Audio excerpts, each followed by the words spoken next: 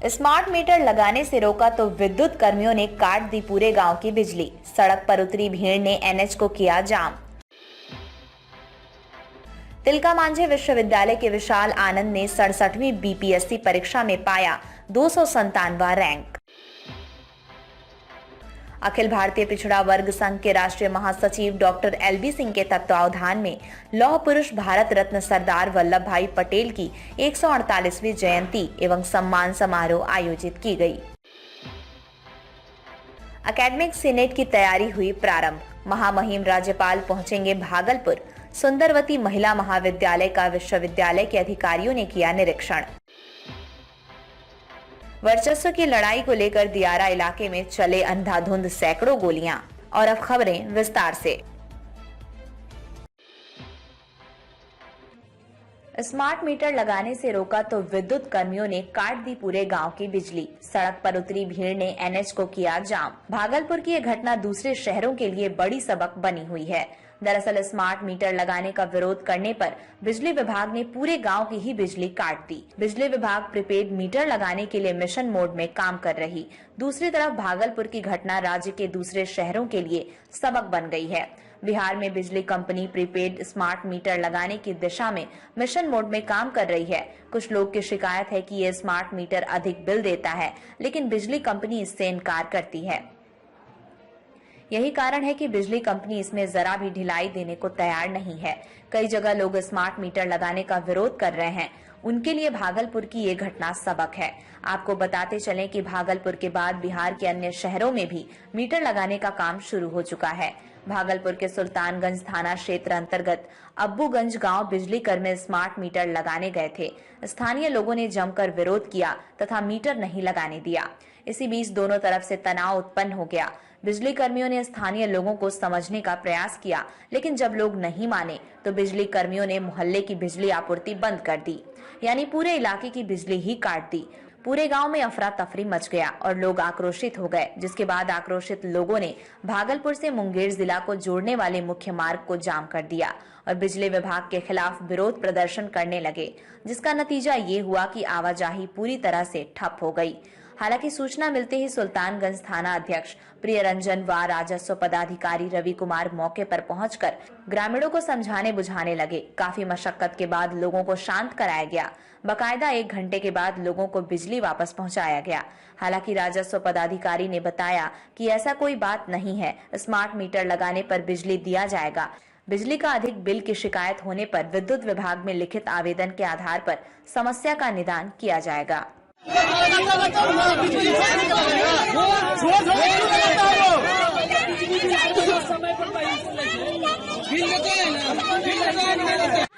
हम लोग को नहीं चाहिए।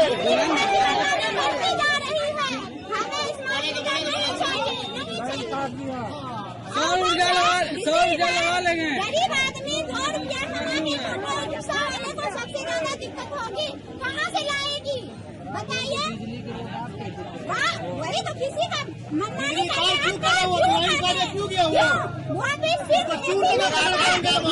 क्या हुआ भैया? लाइन क्यों काट गए? लाइन के काटा? कितना मुझे काटा हुआ? कब के लाइन कटा हुआ? कितने कटा? लाइन काटा हुआ? लाइन किसने काटा है? लाइन किसने काटा है? वो बोला कि हम एलटीओ, हम खुद बोला हम एलटीओ, हम कटवा रहे जाते। मिस्त्री कौन सा काटने वाला?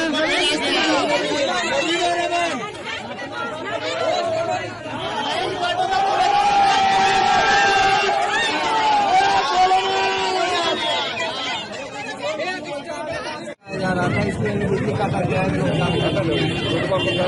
स्मार्ट मीटर का विरोध कर रहा है। क्या चीज? स्मार्ट मीटर का विरोध है ना, दुरुपयोग कर रहा है। स्मार्ट मीटर सर ठीक बोले के सुने स्मार्ट मीटर का विरोध तो पता नहीं लाइन दे देगा।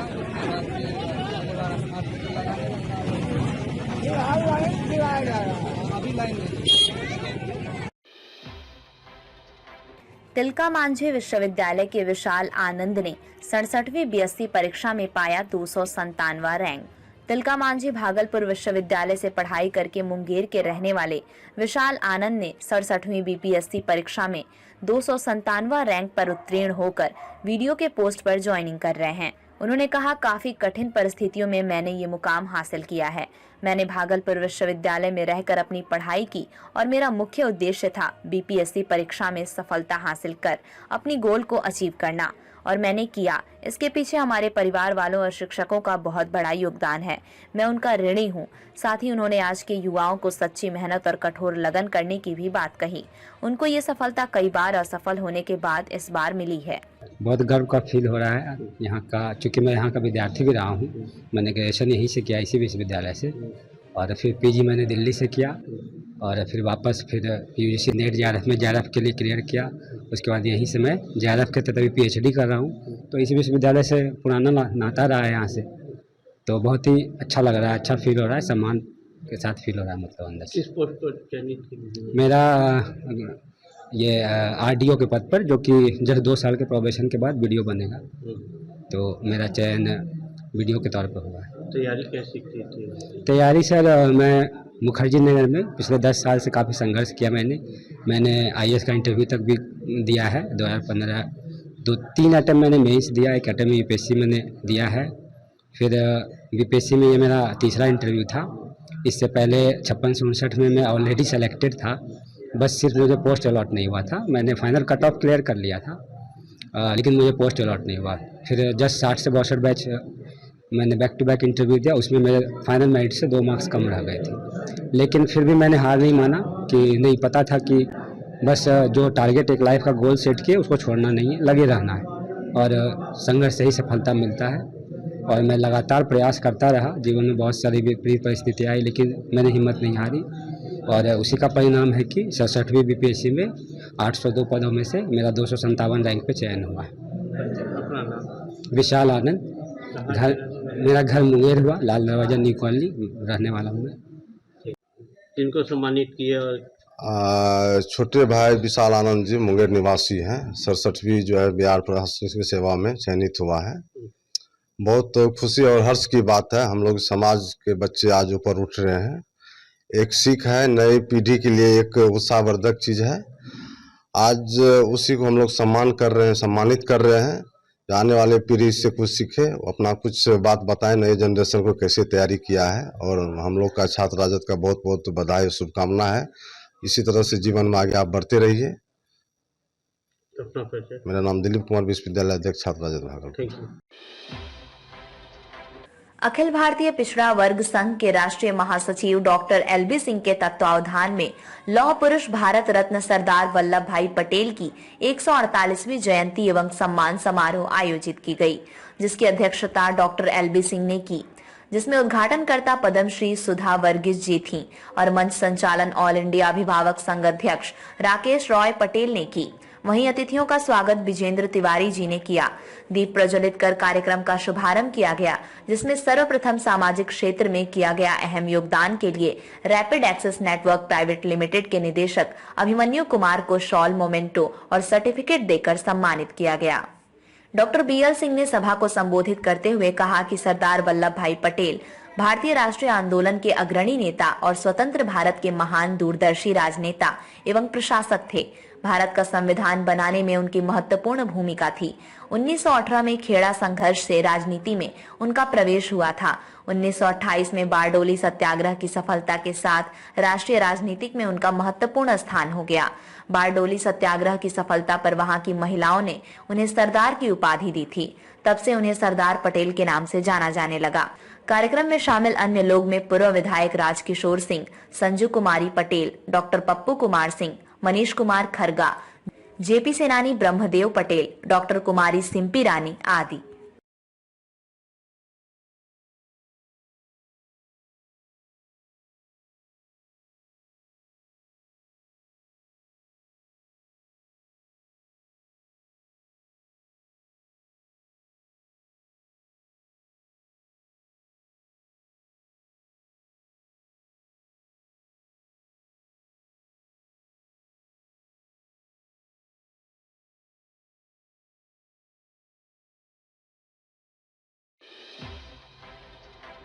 एकेडमिक सीनेट की तैयारी हुई प्रारंभ। महामहिम राज्यपाल पहुंचेंगे भागलपुर। सुंदरवती महिला महाविद्यालय का विश्वविद्यालय के अधिकारियों ने किया निरीक्षण। भागलपुर तिलका मांझी भागलपुर विश्वविद्यालय अंतर्गत सुंदरवती महिला महाविद्यालय में जल्द एकेडमिक सीनेट कराया जाना सुनिश्चित हुआ है, जिसमें महामहिम राज्यपाल आएंगे। हालांकि अभी डेट निश्चित नहीं हुआ है, लेकिन उसकी तैयारी विश्वविद्यालय के अधिकारियों ने अभी से शुरू कर दी है। आज सुंदरवती महिला महाविद्यालय में विश्वविद्यालय के प्रशासनिक अधिकारियों में उपकुलपति, प्रतिकुलपति, रजिस्ट्रार को इंस्पेक्टर के अलावा कई अधिकारी पहुंचे और कॉलेज का निरीक्षण किया। साथ ही चल रहे परीक्षा का भी निरीक्षण किया। वहीं अधिकारियों ने बताया, हम लोग आगामी एकेडमिक सीनेट को लेकर पूर्ण रूपेण तैयार हैं और कॉलेज में भी मुकम्मल व्यवस्था है।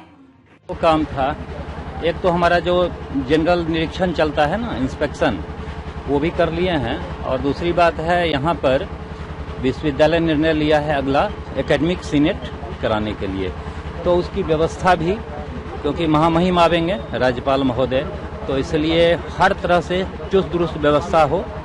तो ये कॉलेज पहले से ही लड़कियों का तो प्रीमियर कॉलेज है, एक और पहले से हम लोग करा चुके हैं, तो हम लोग कॉन्फिडेंस भी है कि यहाँ के सुरक्षित सब रहेगा हर तरह से।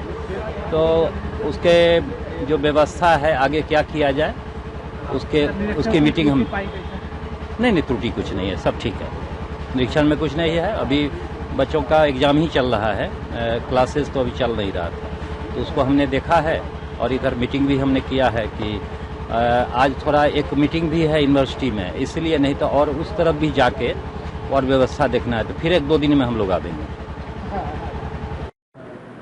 उप कुलपति आए थे, रजिस्ट्रार आए थे, कॉलेज इंस्पेक्टर आए थे और प्रोक्टर साहब आए थे। इन लोगों ने पहले कॉलेज का निरीक्षण किया, एग्जाम चल रही है, और उसके बाद सीनेट के लिए भी कुछ तैयारी किस ढंग से हो रही है, इसका मीटिंग की हम लोग की, मैंने कैसे सीनेट की तैयारी होगी, इसी का ब्यौरा लेने के लिए क्या कि एकेडमिक सिंडिकेट होने वाला है।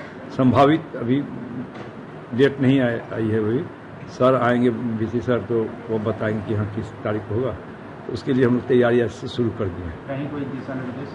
अभी दिशा निर्देश कुछ नहीं आया है, अभी तो खाली मीटिंग करके अपना किया है कि ये सब करना है, इतना। अभी दिशा निर्देश अब कल सर आ जाएंगे, कल के बाद तब जाकर हम लोग को जैसे आदेश आएगा तब हम लोग। वर्चस्व की लड़ाई को लेकर दियारा इलाके में चले अंधाधुंध सैकड़ों गोलियां। भागलपुर के 0 माइल थाना क्षेत्र में बुधवार को सुबह रंगदारी नहीं देने पर दियारा इलाके में 100 से अधिक राउंड गोलियां चलाई गईं। घटना के बाद इलाके में दहशत फैल गया। घटना की जानकारी मिलने के 3 घंटा बाद पहुंची पुलिस ने घटनास्थल से 16 खोखा बरामद किया। घटना के बाद 8 थाने की पुलिस पहुंची। घटना की जानकारी मिलने के बाद 8 थाने की पुलिस 3 घंटे बाद दियारा इलाके में सर्च ऑपरेशन करने पहुंची, जहां अपराधियों और पुलिसकर्मी के बीच घंटों नोकझोंक हुई। क्या है मामला? बरारी थाना क्षेत्र के कटलबाड़ी निवासी सकीन यादव के पुत्र गणेश यादव अपनी पुश्तैनी जमीन पर बुधवार को सुबह मजदूर के साथ अपने जमीन पर मकई लगाने के लिए गए थे, जहां पर जगतपुर निवासी कपिल देव यादव के पुत्र वासुदेव यादव, गुरुदेव मंडल के पुत्र राम मंडल, जनार्दन मंडल के पुत्र सूरज कुमार एवं अन्य लोगों ने मिलकर गोलीबारी शुरू कर दिया। करीब दर्जनों लोगों ने राइफल से अंधाधुंध सैकड़ों गोलियां चलाईं। गोलीबारी का कारण? दियारा इलाकों में दर्जनों किसान बदमाशों के डर से अपने क्षेत्र पर नहीं जाते हैं। अपराधी रंगदारी मानते हैं, नहीं देने पर गोलीबारी और जान मारने की धमकी देते हैं। बुधवार को जब गणेश यादव अपने जमीन पर मकई रोपने के लिए गया तो वर्चस्व बनाने के लिए दर्जनों अपराधियों ने सैकड़ों राउंड गोली फायरिंग कर दी। हालांकि घटना में कोई हताहत नहीं हुआ है। 2 घंटे तक इलाके में गोलीबारी होती रही, लेकिन पुलिस सीमा विवाद में फंसी रही। घटना के बाद पहुंची पुलिस ने 16 खोखा किया बरामद। घटना के बाद पहुंची आधा दर्जन थानों की पुलिस सीमा विवाद में उलझी रही। इधर अपराधियों ने 2 घंटे तक गोलीबारी करती रही। इसके बाद मौके पर पहुंची पुलिस ने दियारा इलाके में 2 घंटे से अधिक छापेमारी किया और घटनास्थल से 16 खोखा को बरामद किया। दरअसल दियारा इलाके में जमीन पर अवैध कब्जा करने को लेकर कई बार गोलीबारी हो चुकी है, लेकिन फिर भी अपराधी तो हम तो नहीं जानते हैं, गोली चला हुआ खाली। गोली का बात सुने हैं, कितना गोली चला होगा लगभग? गोली तो कम से कम 30-35 चला, मैंने काफी ज्यादा संख्या में। हाँ, पूरे चला। मैंने प्रशासन नहीं आया अभी? प्रशासन नहीं आया। क्या नाम है आपका? परमिला देवी। नाम गणेश यादव हुआ। गणेश यादव जी, हम लोग का जमीन मक्खू जान में पड़ता है। कहाँ? हम लोग को जो लगातार आज 3 साल से हम लोग को बदमाश परेशान कर रहा है। किसी तरीका से हम लोग जो है अपना जोर जबरदस्ती से अनाज लाते हैं, लेकिन इस बार गोली से हजूर वो लोग परेशान कर रहा है। तीसरी बार है जो कि गोली से हम लोग को भगा दिया जाता है और वो लोग जो है खेत पर दखल कर करके उठ जा करके ले जाता है। कौन कौन बदमाश है कुछ हजूर, जिसका कि नाम पे नगर निगम से सफाई कर्मी को सफाई करवा रहा था, जो कि घाट का सफाई, जो कि अभी छठ पूजा का हम लोग सफाई में लगे हुए हैं। कुछ यहाँ पे लोग जो कि लेबर लोग जो गया था उस पार जो है कि कुछ रोपा करने के लिए, इतने में वहाँ ताम तोड़ जो है कि फायरिंग का आवाज़ आया, जिसमें कि 1-2 दाना जो है कि यहाँ सीढ़ी घाट मंदिर में छिटक के यहाँ पे आया है। जिसना भी यहाँ पे आसपास में गंगा जी का जो लेडीज वगैरह सब नहा रही थी, वो खुद जो है कि जान बचा के 100 राउंड गोली चला है और प्रशासन नहीं पहुंची है। नहीं, अभी तक कुछ नहीं देख रहे हैं। अभी तक हम यहाँ पे सफाई भी करवा रहे हैं और सर कोई प्रशासन का माहौल अभी तक नहीं देख रहे। यहाँ पे सर हम सब यहाँ पे खड़े थे, उधर कुछ जन भैया सब लेके गए, वहाँ पर सब जन पहुँचा, वहाँ पर से जंगल से 10-15 आदमी निकले, फायरिंग जब करने लगे सर सब इधर से इधर भागे सर जान बचा के। और फिर जब 112 को फोन किए तो बोलता है कि मेरा काम नहीं है। फिर 112 को मेरा भाई यहाँ पुल पे जहाँ पर से शुरू होता है वहाँ पे सर पुल को 112 को बोला कि सर वहाँ फायरिंग हो रहा है। बोलता आपका जो प्लॉट है, जो जमीन है, हाँ सर, जहाँ पर, हाँ सर, वह प्लॉट किस थाना क्षेत्र में पड़ता है? 0 माइल थाना सर। तो 0 माइल को सूचना दिए आप? हाँ सर, 0 माइल को भी सूचना दिया गया। क्या बोला 0 माइल? 0 माइल बोला सर आ रहे हैं बस अभी तक आइए रहा है। कितना देर पहले फायरिंग हुई थी सर? राघवपुर दियारा क्षेत्र में फायरिंग की सूचना मिली थी। तुरंत एक टीम बनाकर उसमें 3 थानाध्यक्ष और सीआईटी की टीम और जो बजरा दल है टीम बना के भेजा गया है और उसका सत्यापन किया जा रहा है। अभी तक सत्यापन नहीं हो पाया कि फायरिंग हुई है कि नहीं हुई है, पर फिर भी हम लोग वहाँ पे एरिया डोमिनेशन कर रहे हैं और शराब के प्रति भी एक अभियान आज ही चलवा रहे हैं। उसमें 3 थानाध्यक्ष की टीम गई हुई है, सीआईटी और बजरा प्रभारी और बजरा दल भी किया हुआ है।